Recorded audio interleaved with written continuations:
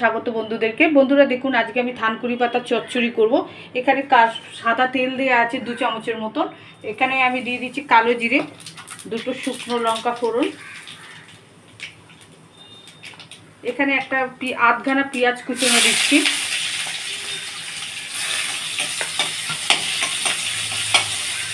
ফোড়ন দিয়ে পেঁয়াজটা দিয়েছি।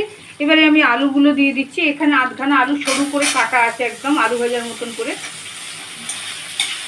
আচ্ছা, এখানে থানকুনি পাতা আমার 2টো আছে, ডাল আছে, আমি 2টো বান্ডেল আছে, আমি এইভাবে কুচিয়ে নিয়ে এসে দিয়ে দিচ্ছি।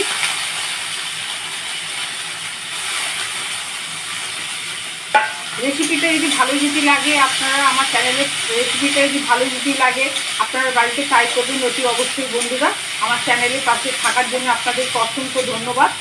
নতুন বন্ধুদেরকে ভালোবাসা, পুরনো বন্ধুদেরকে স্বাগত জানাই। বন্ধুরা, অসংখ্য ধন্যবাদ আমার পাশে থাকার জন্য আপনাদেরকে। এই দেখুন নুন দিচ্ছি, এবারে আমি পরিমাণ মতো একটু মিষ্টি দিয়ে দিচ্ছি, হলুদ গুঁড়ো দিচ্ছি, 3টে কাঁচা লঙ্কা দিচ্ছি।